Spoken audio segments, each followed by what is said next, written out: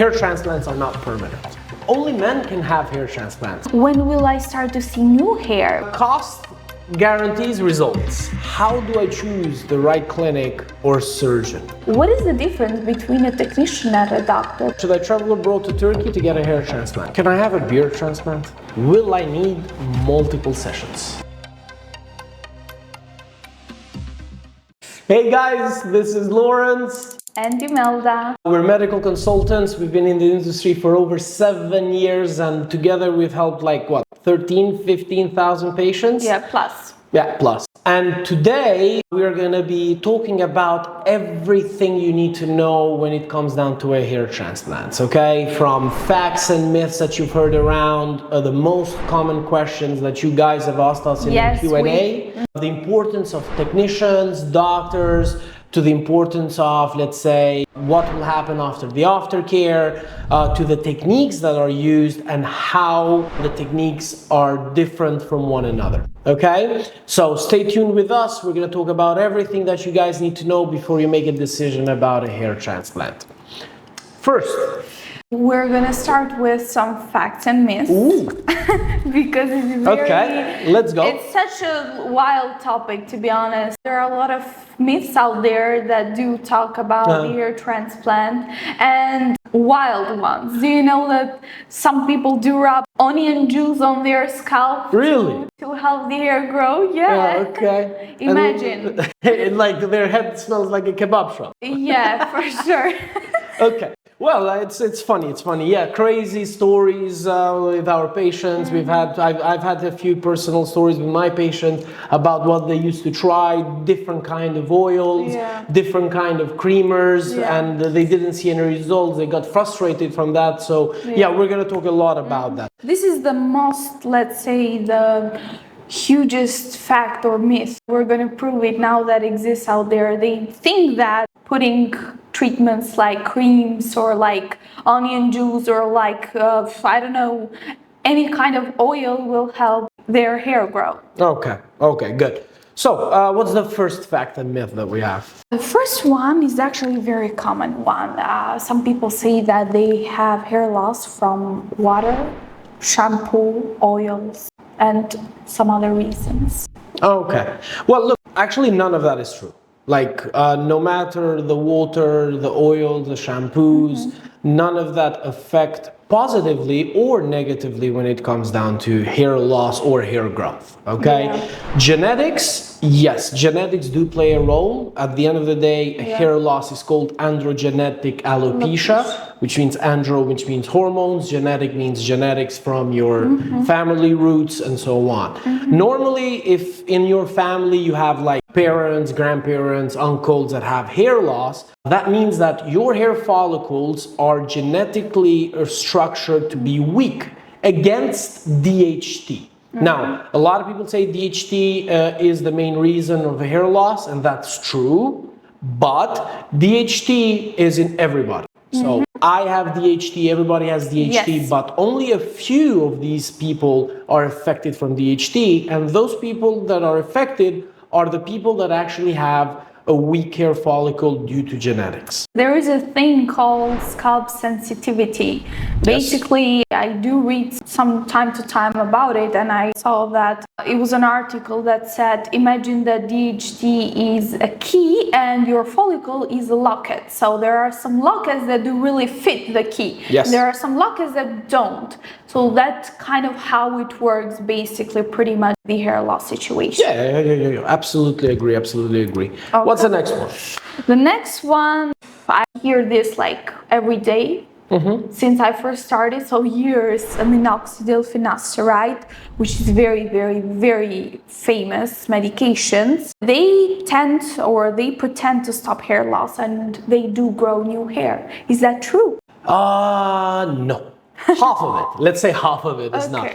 Minoxidil and finasteride both do help in terms of hair loss stoppage, so it would help stop your hair loss, or slow down your hair loss. It blocks the DHT. Yes, it blocks DHT. They're technically called DHT blockers. So that way they kind of lower the DHT production in your body, blocking it so it doesn't weaken the hair follicles, meaning that would lead to a hair loss.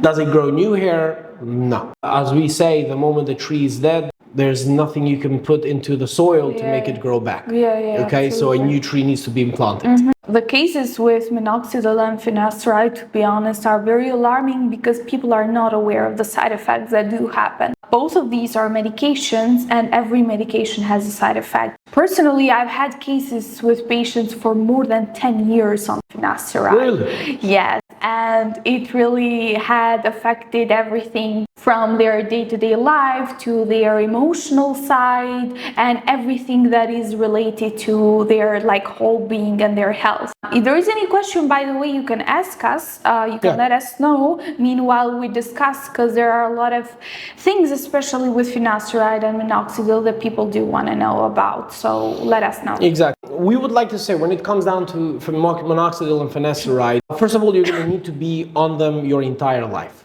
Okay, if you want to stop your hair loss at where it is. So first of all, why?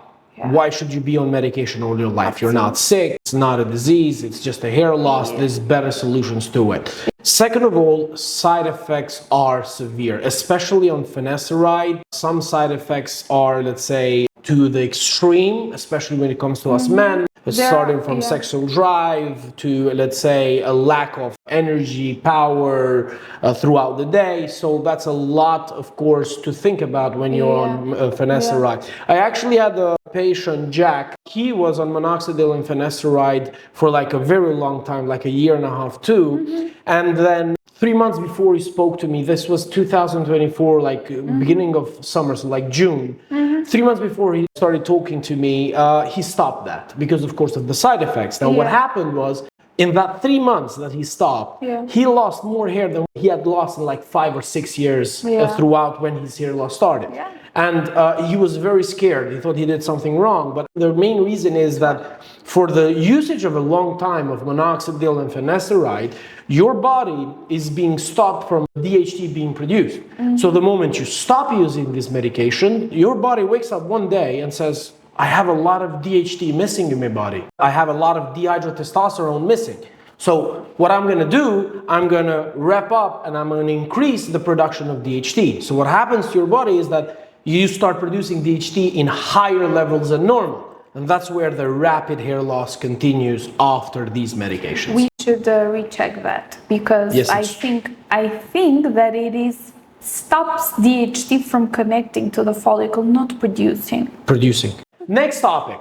I love this one. Actually, I love this one. Every time I'm speaking to patients, to people all around the world, one of the main myths they talk to me is about hair transplants are not permanent. Oh, yeah. This happens usually. This, unfortunately, is a myth. It's not a fact, because I do tell this all the time. I do explain this all the time because of the misconception that has happened due to the terrible results that are out there. Not so good. Terrible is a bad word. Sorry about that. The idea is that the secret behind a hair transplant is at the moment of implantation.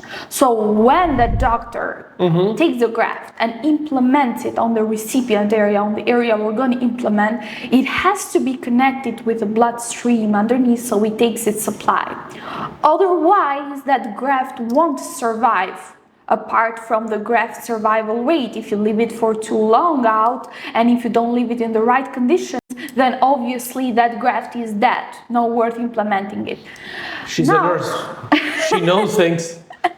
If you do that properly, the transplanted hair is permanent. It will never fall. Yes, the existing hair does fall, the hair that you already had there, and you take a hair transplant, you do a hair transplant, that old, I would say, hair which is already there will fall, but the transplanted hair will stay there forever, the follicles. So hair transplant is permanent. Forever. One of the other topics that we're going to talk about later in the video is going to be about technicians and doctors, and why it's important to have doctors. And one of the things that I'd like to mention mentioned in this topic are hair transplants permanent, it all also comes down to who is actually performing the surgery. Yeah. For two things. Yeah. First of all, as you said, in a medical perspective, the hair follicle needs to go in an exact depth below the skin to touch the blood flow below your skin. Yeah. And second of all, the way how every patient is treated. So, for example, with our doctors, one of the things that I love about them is that they would treat even the patients who have hair on their head, but of course are missing or they have a certain thinningness and so on. They would treat them like they're almost completely bald. Like even where they have hair, they would be implanting new existing hair to it. And in that way, what that does is that even in the future, when your original hair of the patient will fall off, he would have new implanted hair in those areas, which would keep the coverage, keep the density nice and high. Absolutely. So it's always very important. We're going to go into that later on.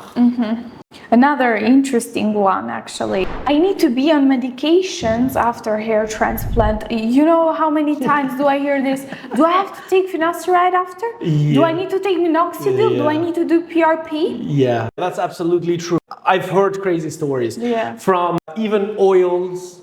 Some people cannot get enough of oils. They say after the hair transplant, can I keep using oil to keep my hair softer? Oh yeah, rosemary oil is like, rosemary oil is the famous. Every kind of medications, like even, let's say, asking for finasteride, minoxidil, vitamins they've asked, but also to there's some magic pills that I've been hearing around about hair growth stuff, and they tend to want to use that. I want to clarify something, because we're not saying that oils are bad. Do not use them. The idea is that absolutely you can use oils, you can use multivitamins, but they don't grow new hair. They don't give you new hair like a hair transplant does. So if you have hair loss on the stage where you need a hair transplant, nothing will save you. Yes, they do affect the health of the existing hair that you have, but it should be very controlled, the amount that you use and how often do you use it, because it can cause skin problems later, because it clogs the pores on the scalp. But look, you know that there's some clinics out there that do recommend the usage of minoxidil and finasteride after hair transplants, and to clarify, it's not necessary. The only reason why some clinics might say so is because of the work that they've done on the patient. So for example, if somebody would have a high hairline, we'll only have the crown area, which was, let's say, thinning. And what do some clinics do is that they only treat those areas. They don't go in and give density to where he has hair, replace the existing hair with new follicles in there, to give him a proper job. So in the next 10, 15 years, when his original hair fall off, he's gonna have still a full set of hair. Some don't do that. Some they treat the areas that are missing. And what happens is they force the patients to be on minoxidil and finasteride for their life, so they don't experience hair loss from their original hair. Because at the end of the day, it's their reputation, and they like to keep that good reputation in the market. But at the end of the day, we believe, I'm pretty sure you're with me on this, we believe that after a hair transplant, that should be the permanent solution. You should not be on any medication, you should not be on any kind of oil, any kind of a thing. You should just enjoy your life as it is without anything on it. I do agree with that. Good. What is the other one? Only men can have hair transplants. Oh, yeah, this as well. The idea is that this happens because the DHT is produced by both men and women, but it's a bit most common in men. Still, though, this doesn't mean that women do not have hair loss problems and do not need a hair transplant. Now, absolutely, it happens. There are a few reasons why female hair loss is common. I'm pretty sure that a lot of people might find themselves, women might find themselves, when I say about PCOS, when I say about pregnancy, or the Afro-American women who have the retraction tight the tight braids that they do use that really recedes the hairline after some time. So it does happen, it is common. The thing is that yes, absolutely, hair transplant, it is performed on women. There are very great techniques and great doctors who do hair transplant on women, and it gives absolutely amazing results, and they have a smile on their face for the rest of their life. It's true. With female, it's a sensitive case. Absolutely. Speaking from my perspective, hair is very important for us, and I do feel bad that a lot of women are not aware that there is a solution. So they suffer, they wear wigs, they, I don't know, try to style their hair in many different ways just to cover the hair loss. Exactly. That's why we're talking about this today, because a lot of female patients who might be having these issues are not aware that there's a permanent solution, and they're always trying to find secondary, temporary solutions, wigs, then they just try to cover it up and so on. But hair transplants on females do work. We've done it for a very long time, and actually it's beautiful. I've had a few female patients, and their smile, they always tend to call me from time to time just to check up on me, because it's a life-changing thing for them. It is. I love them. What's the next one? The next one. The next one is immediate results. If you get a hair transplant tomorrow, you wake up with a full set of hair. Give me who is someone who has full hair? Bob Marley. Bob Marley. Bob Marley hair. The next day you're gonna have. The next day you're gonna have. No. Look, hair transplant is a long process. It's not something that easy. I know that wherever you search on the internet, you're gonna hear that it's easy, it's painless, it's wonderful, you can get a full set of hair. You always see before and after results, and you think that this is me, tomorrow this is gonna be me. It's not like that. It's a year on aftercare and a process of you recovering and making sure that your hair will grow. Okay? If we're talking about the aftercare, we're gonna touch that a bit later on. Yes. But there's certain phases in terms of your hair recovery up to that full year, starting for your first month, which is the most delicate period, I would say, in your hair recovery, to the ugly duckling, we call them, after the first month when your hair starts to shed. And then, of course, normally you would see results, good results, after the 6 to 8 months. That's where you would start to see hair growth and maybe a little bit of density. But for sure, you need 12 to 16 months at least to have that full result. Of course, it always depends on the patient. It starts on percentages. So you're going to see it grows bit by bit. It doesn't grow from overnight. The first hairs, because this is important for some people, I know they always do ask this, when will I start to see new hair, which is like the beginning. The third month should be the starting of the new hair. So after then, there's no going back. As I said, you're only gonna get better. Yes. The next one is actually a very common asked question, and we keep saying common, but these are things that are really a lot of people don't know. And for us, it is common because we talk to a lot of people every day. But I know that these are some things that people don't know. Age. Am I too old? Am I too young? Do you think I should wait? Do you think I'm not suitable? Or these are am I too old? Do you think I will? Well, it doesn't matter. Honestly, it doesn't matter. If you're legal. Legal, yes. 18.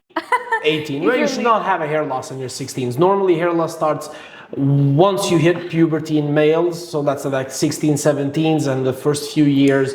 So the youngest case I've had was 19, 20 years old. One of the patients, Zach, he lived in Dubai actually. He was very young, 20. He was one of the youngest patients I've had. Do you want to know my youngest patient? 17. Oh, 17. He needed to wait one more year? I could get him for the hair transplant, but 17, it was let's just wait till he turns 18. Yes. But he had problems on the temple area, and he was very young and he was very shy to admit in the beginning, but there are some young guys out there. Yeah. Now look, it doesn't matter. It doesn't matter the age you are in terms of having a hair transplant. A lot of young people say, look, maybe I need to wait a bit more because I might be too early. I might have more progressive hair loss. Yes, but there's goods and bads in this. And the goods and bads come only when it comes down to the donor area, to your donor situation. The younger you are, the more healthier grafts you have on your donor area. Okay, which means the better your results will be, Absolutely. the more density you will have, and let's say the better you will look in your teens, in your age when you want to look better. Hiding under caps, wait, I'm gonna do this later on. Exactly. I've had a patient, Lee. He used to have caps on all the time, and in his 4th, 5th month, he texted me. He said, "Hey, look, Lawrence. First time I went out of the house without a hat on, feel amazing." So that is true. That does work. Also, in terms of old age, it's never too late. Absolutely, there are cases when they might not be suitable, mainly due to some medical conditions or medical history.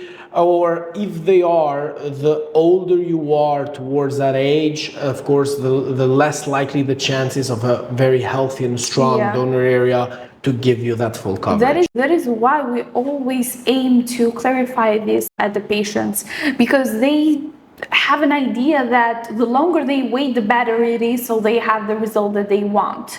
Why wait that long until you're in your mid-60s, 70s, or maybe, I don't know, mid-50s, which is very common. Yes. When you could have gotten it done years before, and now you've had a full head of hair and much better outcomes. So it's a huge misconception. It's actually true. Like people in their 50s, every time I ask them, for how long have you been facing this? I've lost my hair like 10 years ago. I was like, Why did you wait 10 years to get this done?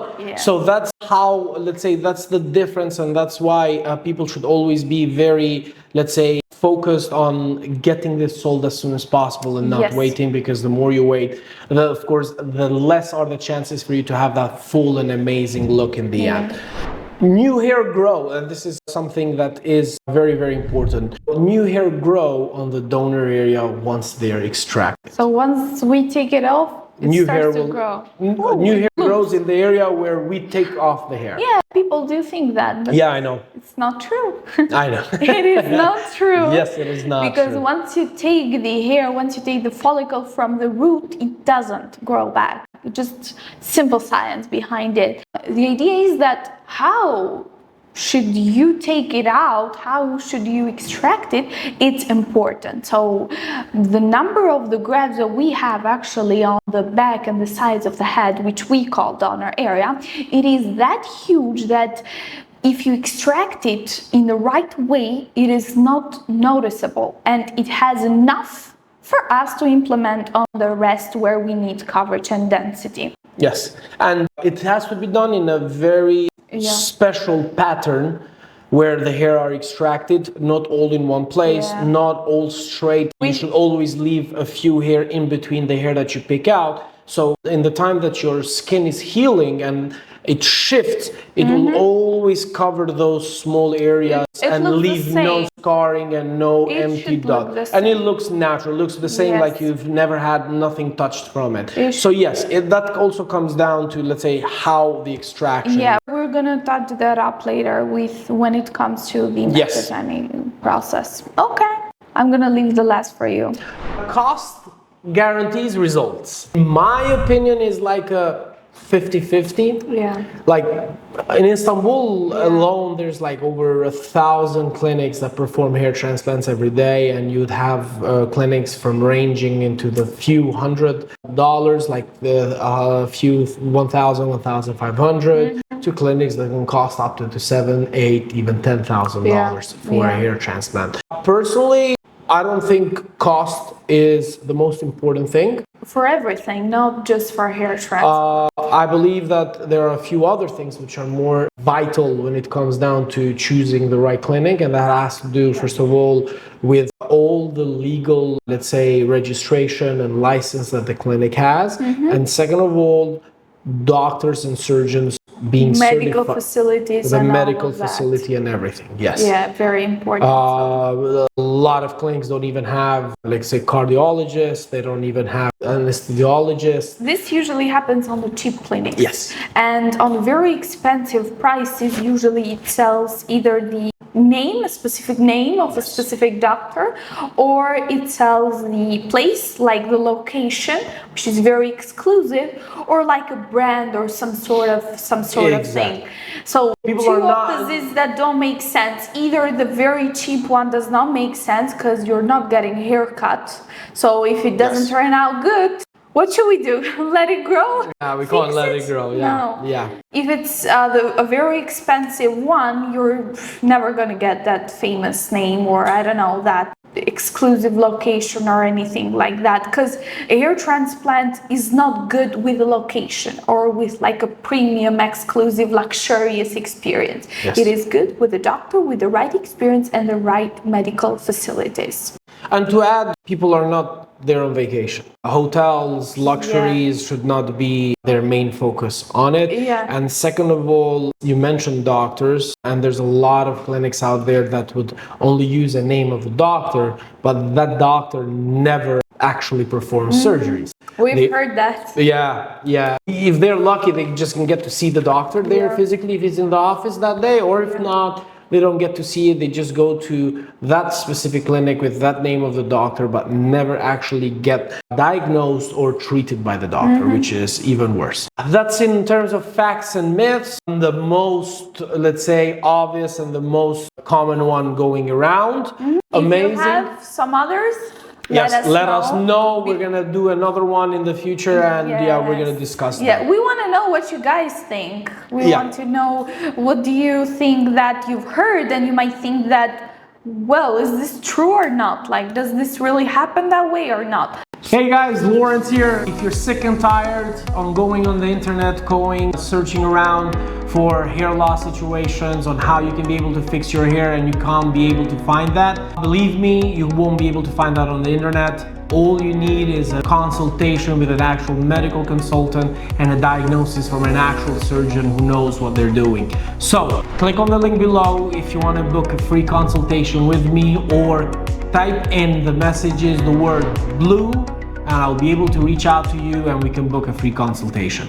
Look, we've asked actually a few people. We've done a Q&A online with our patients and people who are interested, and we've gathered a couple questions, which are the most common questions, which are the most common ones that people really don't know. People don't know all of that. So for us, it's kind of a bit of weird and funny, but to people, it's very important. We have gathered a lot of most commonly asked questions. Yes. So a lot of people don't know, really want to know about. So we're going to answer today. Yes. These are very common asked questions, and unfortunately, these are questions that to this day, a lot of people still don't know, which is also one of the main reasons why we had the Q&A open and people texted. We've had our team go through our comments and choose some of the most common, and of course the ones that we believe are the most important when it comes down to the hair transplant. Let's go with the first one. What's the first one? The first one, people do want to know, what type of care is required after the hair transplant? Quite a lot of care, actually. First of all, the most important thing is for your first month, you're gonna need to be washing your hair every single day with professional shampoos and creamers, which have no chemicals. Yes. And so they're all natural, which are produced very naturally. We have our own brand in that, and they need to wash it every day. The way how they wash it, we actually explain it to the patients. The first month they can't go under a shower, so the pressure of the shower towards their head. They all need to wash it like with maybe a bucket of water, and slowly put water pressure on the hair for that first month. Then after the first month, he can get back to his normal routine. But in that first month, it's very critical, as we also mentioned before, no excessive sweating. So like exercises, gym, not too much time exposed to the sun, or wearing hats or helmets or anything that would put any pressure on the hair. Yes. So that's the first month. Then after that, from month 1 to month 3 to month 6, he can go back to his normal routine. He just needs to be aware, first of all, to not go swimming in any lakes or any rivers or any pool. I've had a patient actually who was swimming instructor, and and one of the most, let's say, difficult thing with him was finding a time that he could have his hair transplant, surpass that 6 months, so he can get back to swimming and teaching. And it was a nightmare to like organize everything in the time. It happens with the doctors as well. With doctors as well, they wear caps and so on. Construction workers and all that, but it's possible. I've had hundreds of doctors, patients, and also construction workers, people who do sports or like have a specific profession that requires a bit of care, but it is achievable with the right care. That's why we do have the aftercare. Yes. We have an amazing team of aftercare, personal care coordinators. They're with our patients like 24/7 for the entire year. And since we're an international brand, we have offices in Dubai, we have offices in Toronto, we have offices in London. We are always in contact, and we're always, let's say, available 24/7 for the patients to help them in that aftercare, because we believe 50% of an amazing hair result is always in the aftercare. And taking care properly, like having someone who really responds to you and is there for you, not promising and then not appearing, like not showing up anyone. So that's important. Another question. Can I have my hair short after the transplant? People do ask, can I dye my hair? Can I have my hair short? Can I style it? First month, no. First month, no cuts whatsoever. After the first month, let's say first to third month, you can cut your hair, but it has to be only with scissors. So no buzz cuts, no razor cuts, no 0.5, nothing like that. Guys know, I don't know what that is. Yeah, they will understand. So no type of cuts like that, since the skin is still very sensitive, and those kind of cuts can create, let's say, knobs, and you can have ingrown hair. Yes. See, thank you. Ingrown hair. Even for the dye, to dye your hair is only 6 months. Yes. Dyeing your hair is 6 months. You should be careful on the first months a bit, but absolutely you can cut your hair short. Why not? When the time comes, when it heals, do cut your hair. Yes. I mean, it's your hair at the end of the day. It's much better. It has a full density, full coverage. So exactly. When the time comes after the 3-4 months, you can get back to styling, doing buzz cuts, whatever you like to do. It's more than okay. Those first few months are very delicate because of ingrown hair, and they need to be very careful in that direction. Yes. Okay. Another question. One question that I love. How do I choose the right clinic or surgeon? Well, this is you can just like appear there. Yeah. How do I do it? Well, come to us. Yeah, but we're not here for that. No, we're not here for marketing today. Actually, today we're here to give people a full understanding. Absolutely. Okay. I'm going to talk as someone who has a medical background. So I'm going to talk as a person who understands the importance of a medical procedure. A hair transplant, it is a microaesthetic hair procedure. So it is important to get to some key points.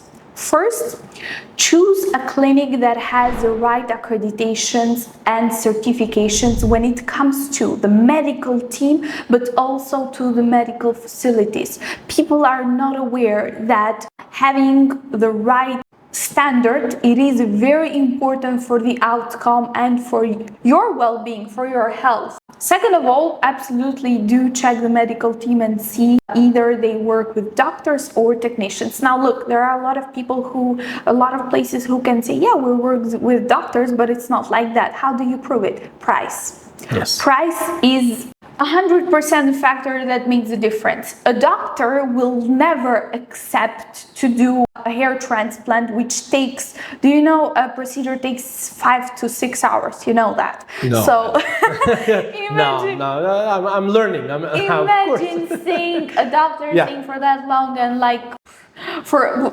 donating. I don't know how to say it otherwise. Look, it doesn't. Look, you're absolutely right.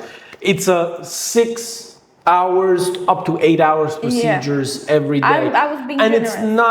It's not a 6 to 8 hours sitting at a desk job. Yeah. It's 6 to 8 hours working with millimeters of, let's say, grafts and hair and skin and punctures and extraction, and they're all done by hand. Yeah. So if you're gonna find a clinic that's offering you $1,500, $2,500 for a hair transplant, and in that they include whole 5-star hotels, 10 different medical treatments for you, and then they say, yes, we're actually using a doctor. I don't know what the doctor is doing if he's going to be spending 8 to 10 hours a day for a few $100s. This is also some question that I got through my mind. What is the difference between a technician and a doctor? Some people might be okay with working with a technician. A technician and a doctor, there's a huge difference. First and most importantly, a technician does not have a medical degree. A doctor does. So a doctor has finished the medical field, has a medical degree, and that, first of all, morally is correct, because even though this is called an aesthetic procedure, as you said, your skin is being cut. So even if the skin is being cut with 0.06 of a millimeter or just a few millimeters, it's called surgery. Yeah. So an actual certified doctor should be doing it. Technicians might have some sort of degree, medical background, but the experience and the expertise makes the difference. So a technician might have done 3 years, let's say, of medical school, while a doctor might have done minimum 6. Yes, but I would not consider a 3-year medical school being called a doctor. Yeah, absolutely. So of course they do have a medical expertise in that direction, but they're not a doctor. Now we're talking about a medical procedure, and there's going to be one of the other questions that we have is risks and complications. Yeah. And in case there's going to be a risk and complication, I'm pretty sure a technician does not know what to do. This is a very good question. What are the risks and complications? There can be risks and complications throughout the procedure itself, but there can also be risks and complications after the procedure. Now, throughout the procedures, most of the risks and complications can be, let's say, the patient might start to bleed due to maybe a high blood pressure or blood thinning, because, of course, not the necessary tests were done beforehand and they didn't know. We are actually one of the few that actually treat the patients who have all the pre-operative checkups. Pre-operative checkups, and also people who have diabetes. I wanted to say that because diabetes is a very special medical condition that you need to be very careful. Yeah. So the right medical team, the right doctors can be able to perform these surgeries without the risk or to prevent any risk or any complications. Yeah. Okay. Yeah. We start with first the EKG of your heart from our cardiologist, and only once the cardiologist gives the green light that this patient is healthy, he goes under. It's very important because it really affects on the anesthesia. Exactly. So local anesthesia is used, but it can have a few risks because it has some sort of medications mixed. You know, that's what anesthesia contains. So adrenaline, once it goes through your blood, can really trigger the heartbeats and can trigger the blood flow and all of that, and can cause complications that we always want to prevent. Absolutely. Exactly. Okay.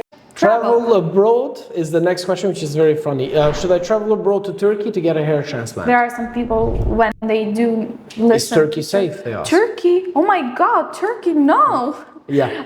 I mean, they are not familiar, but once they are, they do understand why Turkey is, I would say, holds the crown when it comes to medical procedures. Not only aesthetic procedures, I can say Turkey has one of the best medical teams and hospitals in the world for any kind of procedure. Yes. So not only aesthetic, but actual surgeries. They hold some of the best, some of the most advanced techniques to this day for some of the most complicated surgeries are done in Turkey, and let's say it's difficult to find anywhere else. Most of the patients we speak to are from America, Canada, we talk to Australia, New Zealand, some in Africa, Asia. So we do speak globally, and absolutely for some it's very difficult to, let's say, understand why Turkey, should I go to Turkey or not. But at the end of the day, even when it comes down to hair transplants, Turkey is the number one leading in techniques,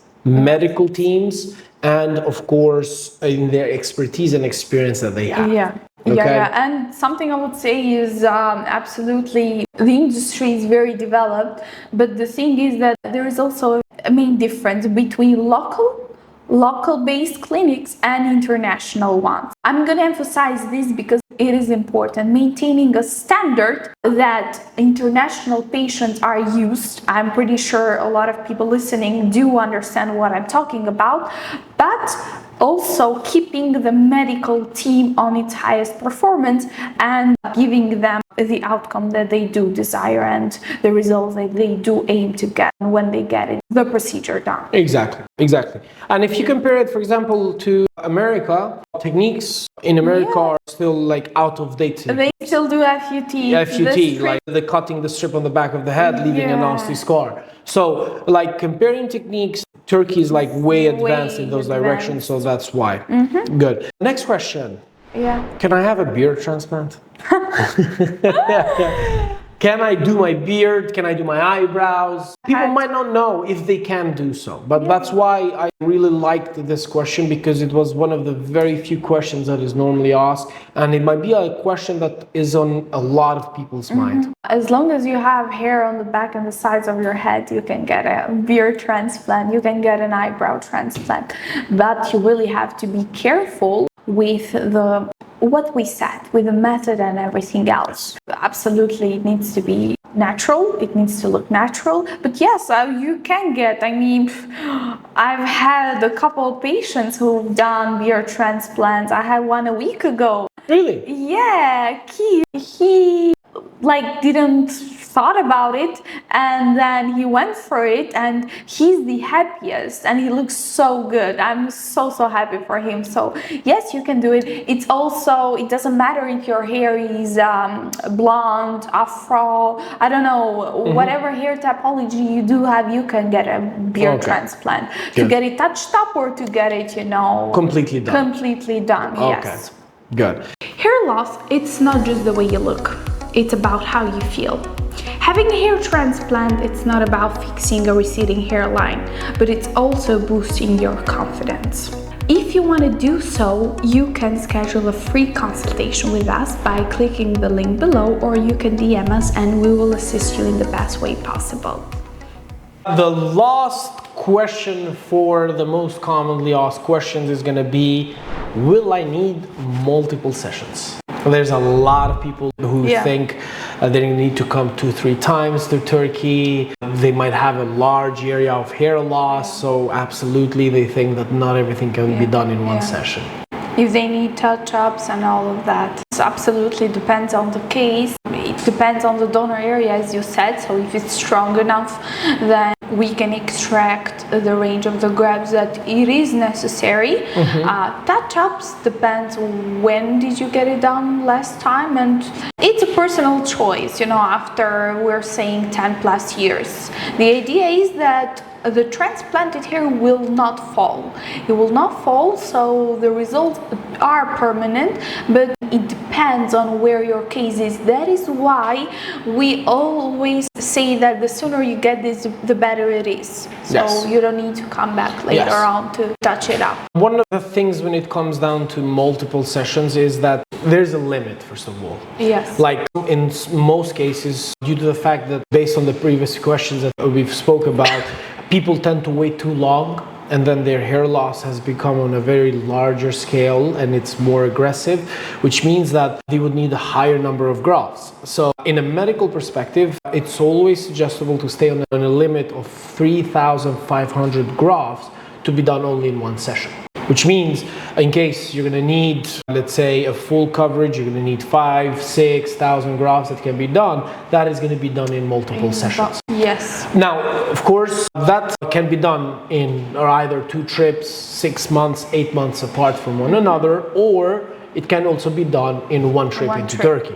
Yes. And of course, that's where doctors and technicians again come in play, because mainly with technicians in the clinics who only use technicians, they don't have the necessary medical background to be able to perform 2 hair transplants in one trip to Turkey. Meanwhile, with the ones who use doctors and surgeons, it can be done. You and me, we've handled hundreds and thousands of cases of patients who needed 2 sessions, and they came, they had 2 sessions, they had on their first day 3,500 grafts, and on the next day they had another 3,500 grafts, and they had a full coverage from the back to the front.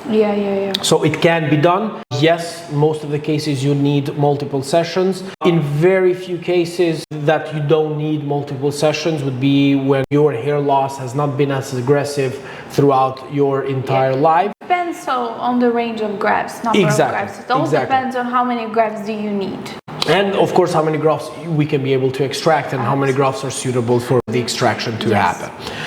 The most common questions are now answered. We're going to have again a Q&A, but absolutely, as we said, if you guys have anything that you'd like us to talk about, or any questions you'd like us to talk about, let us know, and we'll be more than happy to respond to you, and we'll do another video on it. Let's talk a bit about techniques. What's the difference? Like, how does a hair transplant works? People want to know.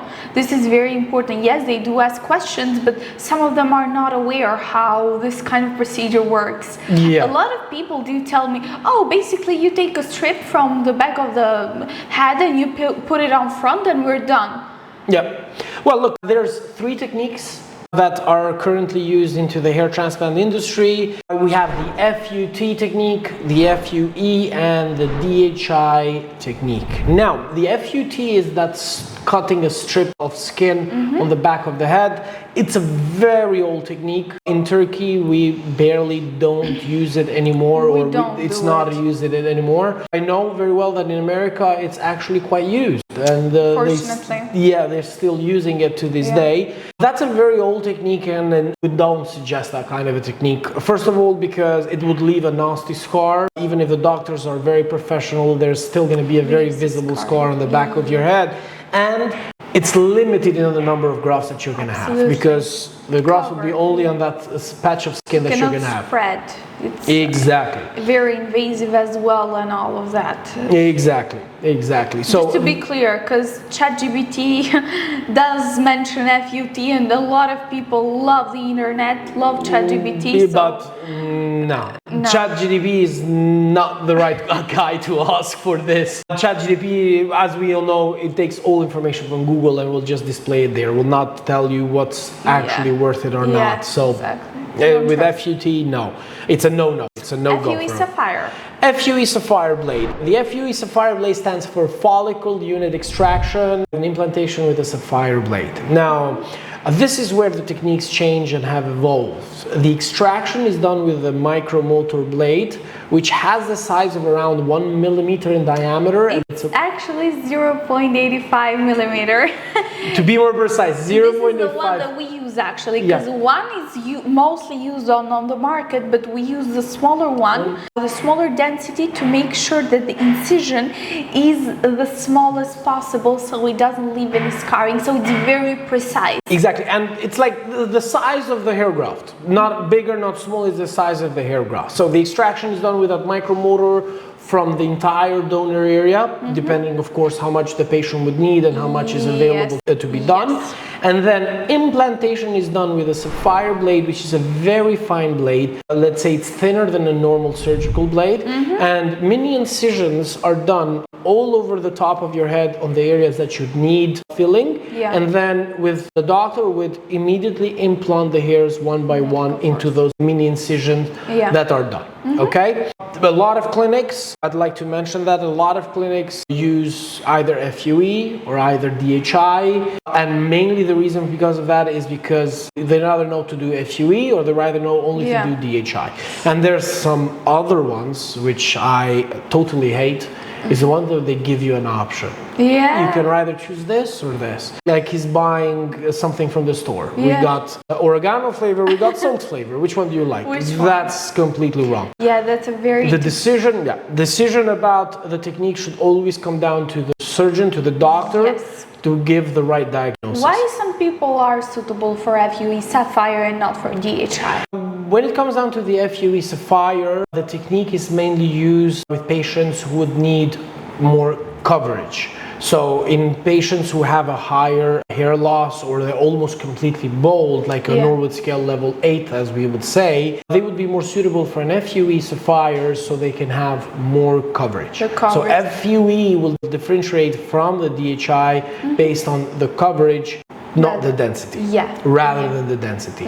When it comes down to the DHI, coverage is less, but of course density is higher. So the more progressive cases tend to go more and to be more suitable for FUE Sapphire, because on that case we want to cover as much as possible. We are not focused on the density because first it is not achievable with the first session, and second, the idea is that the main issue is coverage. We want to cover, you know, imagine a Norwood scale number 7.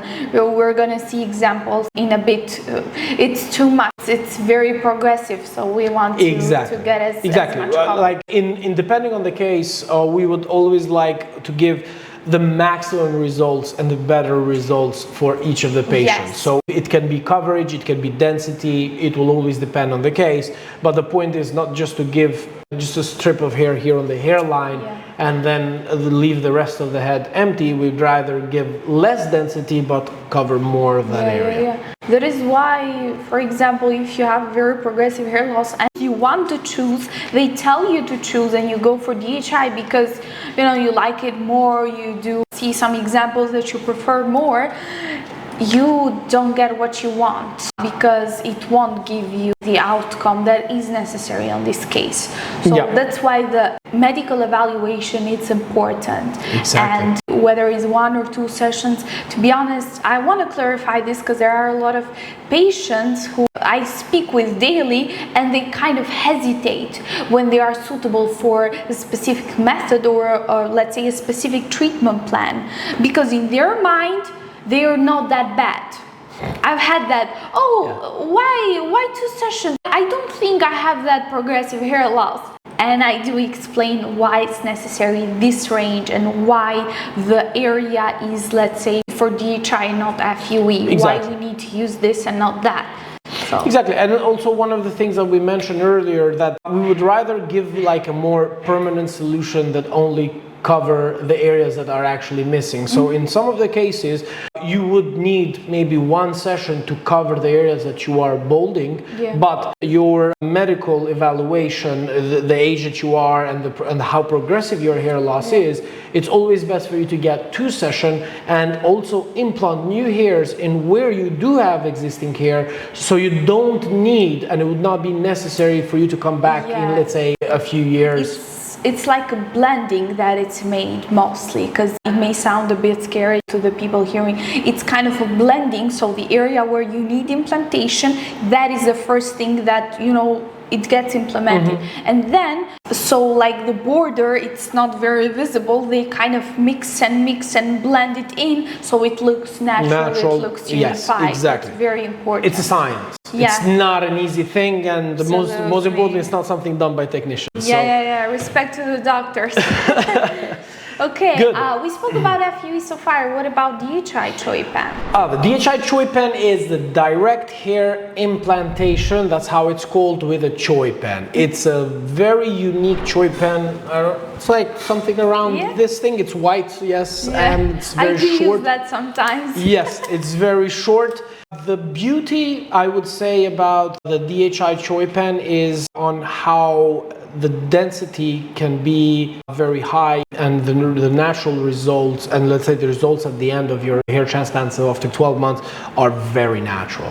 The technique is very simple. Extraction is done the same way as the FUE, so it's done with a micromotor, extracted on, let's say, on the back and the sides where your donor area is. The implantation is done very simple. The pen has a needle on the tip of it, and inside that needle we would insert the hair grafts one by one, and then with a simple click, it automatically it's implanted on the recipient area on the top of the head, wherever it's going to be needed. The benefits, first of all, the scarring is less, so the incisions are small. We're talking, if the micromotor is 0.85 millimeters, we're talking about the same kind of diameter also in the incisions, and that gives higher density, since we can literally implant the grafts next to one another and give very much more closely, than very a compact FUE, to one let's say, another. Due to the fact that it's a 0.05 millimeter of incision, the healing process is also faster in that direction, even though now with certain treatments things can improve, it and doesn't really make a big difference, to be maybe honest, a few days, but just like a 1-2 days more, just maybe a few more days, 2 or 3 days more, and that's it. And as I said, most importantly, there is a very low chance of any scarring or any visible scars when you're doing a DHI method. And it's very good as well, I like to mention that, for the existing hairs. So it is perfect for patients who are experiencing hair loss, but it's not that progressive, because what the Choi pen does is really penetrates between those existing follicles without damaging the ones, and with building that density that really like unifies the whole look. That's actually true, and it's one of the techniques that they call the non-shaving techniques. Even patients, for female patients, this is actually the method that is used for women patients, because it's non-shaving, and I don't want to shave my head when I... We would like to mention that the donor area needs to be shaved. For sure. That is something we really need to talk about. Because on the donor area for the female, it needs to be shaved. Everyone needs to shave. Look, you cannot get a hair transplant without shaving the donor area. This is the biggest misconception. I don't know, like, it blows my mind how there are people out there, they think that this hair you can take from the back of the head and you can implement it, or the hair that you have. Like, you have to shave a part of it, because the graft that is extracted needs to have a specific length, which is very short. It's impossible to take long hair and to implement in the front. But on the females, only the donor area is shaved, then the rest of the hair is kept normal and long. Even for some cases on the males, it's not very necessary, and it's not necessary to shave. It's a personal choice. It's a personal choice. This is one of the benefits of DHI, actually, the shaving method. I've had a couple patients, for example, flight attendants, that, the job requires to not shave the head.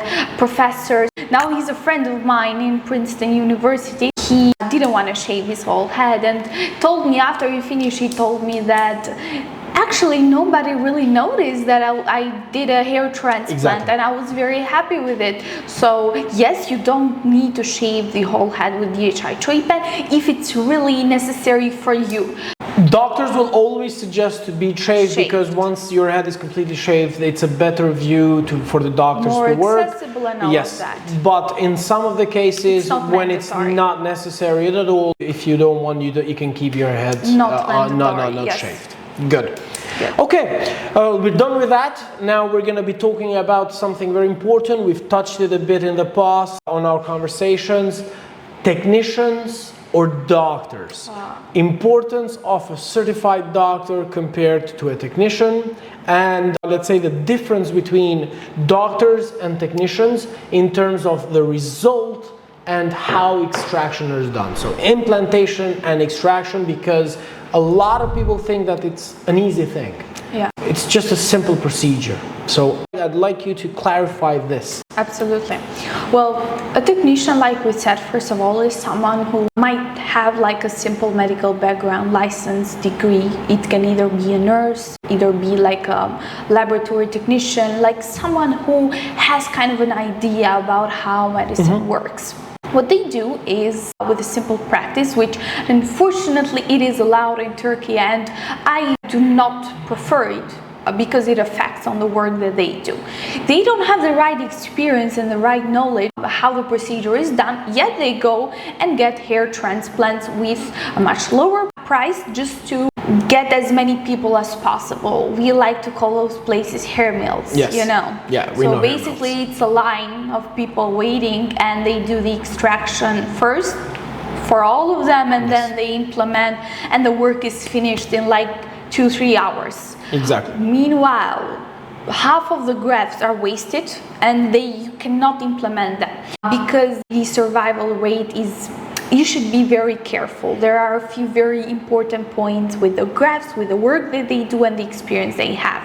So what happens with the extraction process when a technician does the work?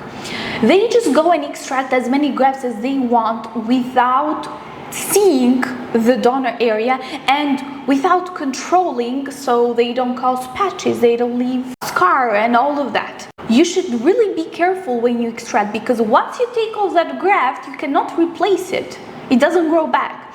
And the idea is that they want to do it fast, and they don't have the right experience to look closely where to extract. They just go for it, and then you have patches.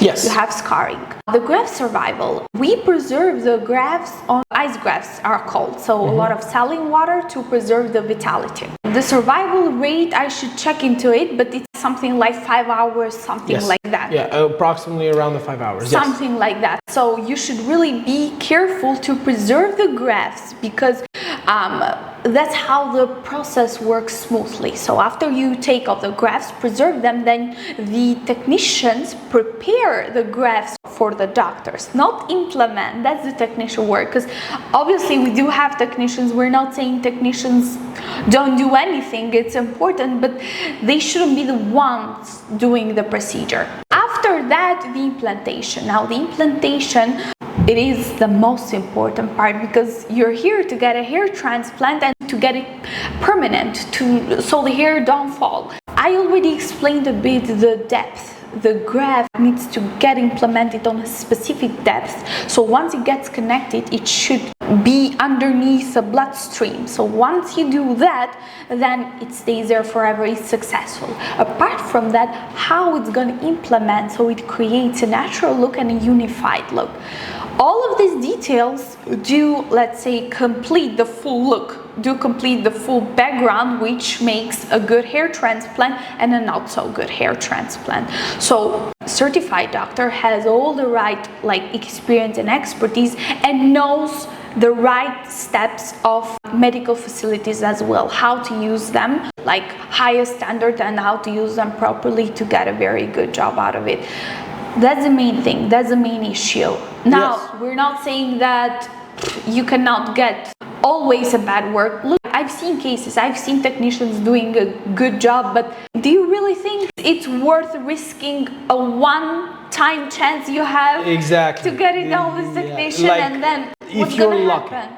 If you're like the first patient in line, maybe the technician is fresh and ready and has the time to deal with you properly, or if you're the last in line, then God help you though. So that's how things are. As you said, it's a very delicate process. Extraction needs a lot of work and being careful to take, let's say, pretty good care of the grafts once they're extracted. And also the implantation is also work on itself, on the hairline, that zigzag pattern as they call it these days, that needs to be done to give a more natural look, with some of the hairs in the beginning being one follicle hairs, so they look more natural, look like baby hair, which is very common on the hairline.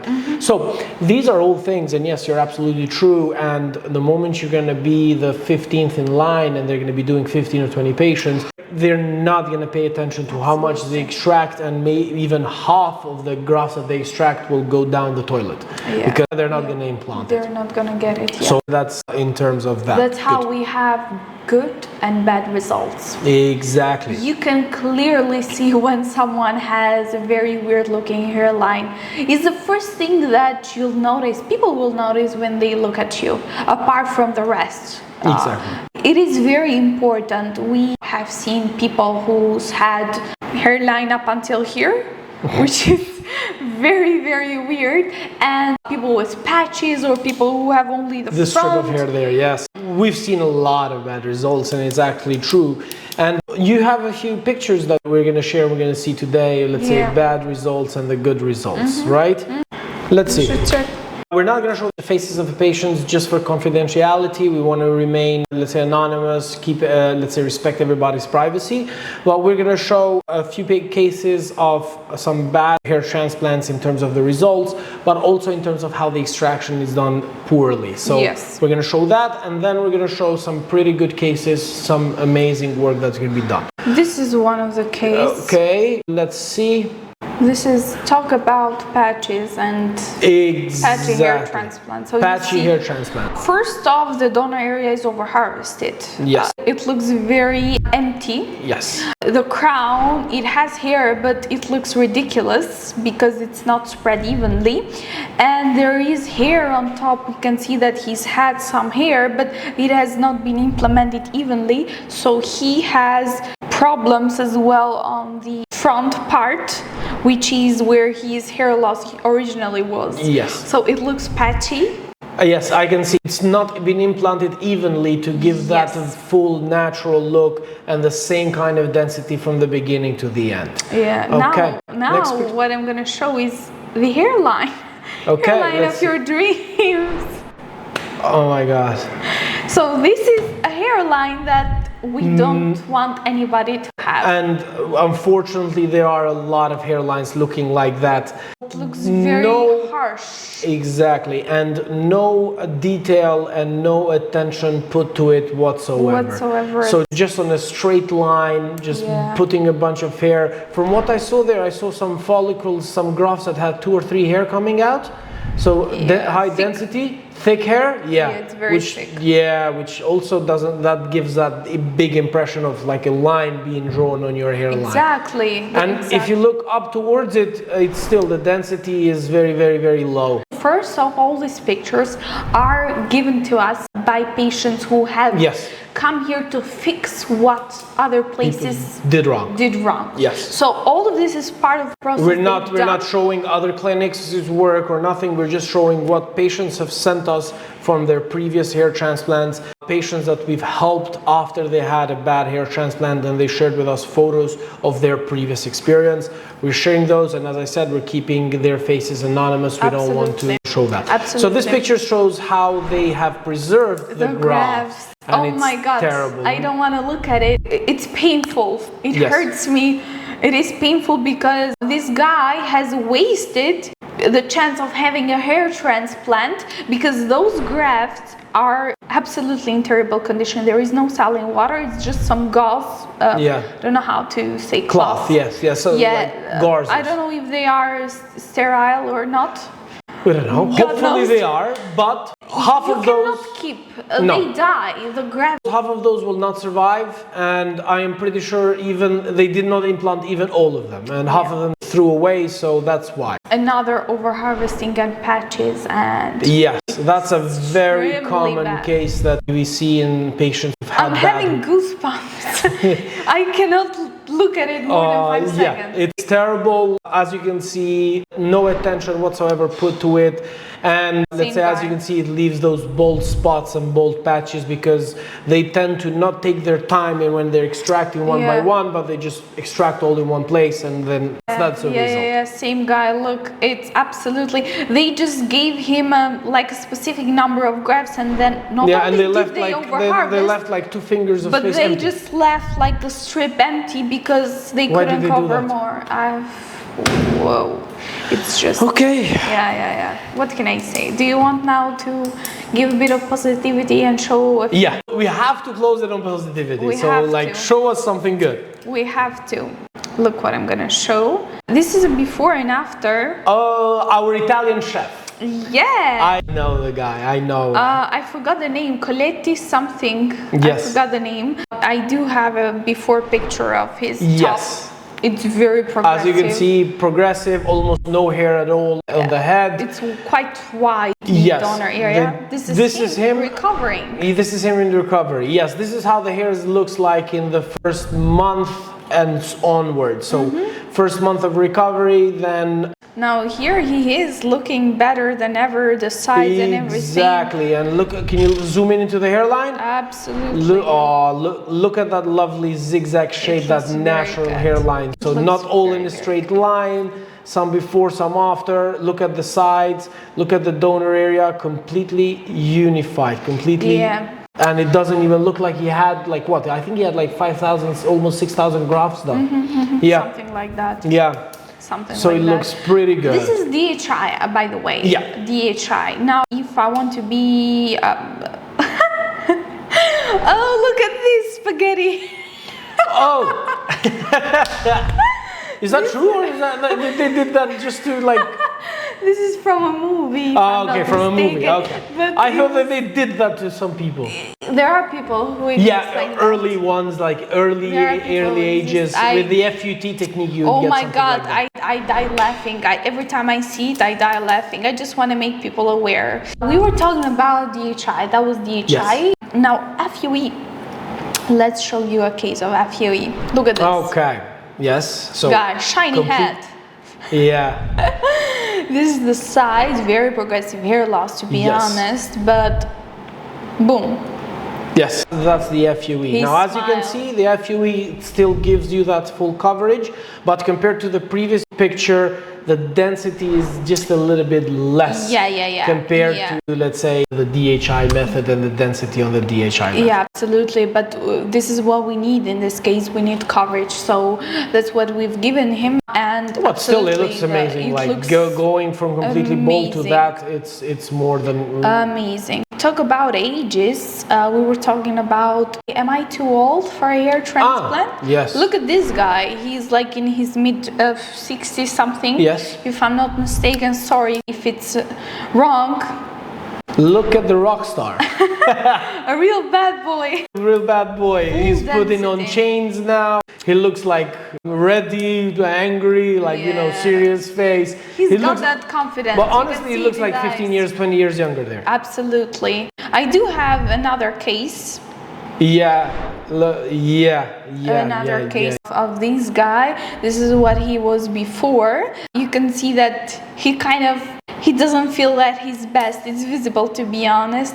And this is him after. Yeah, amazing. Amazing full set of hair, even in his 60s. Yeah, it looks absolutely great. That looks great. We can stay here all day and see before and afters, to be honest. Thousands. We're not going to go into more of that. I just wanted to share a few of them. So everything we've spoken about so far, we can give an image to it so people can understand and talk to that. Great. So, anything else left for us to talk? They will tell us if they have.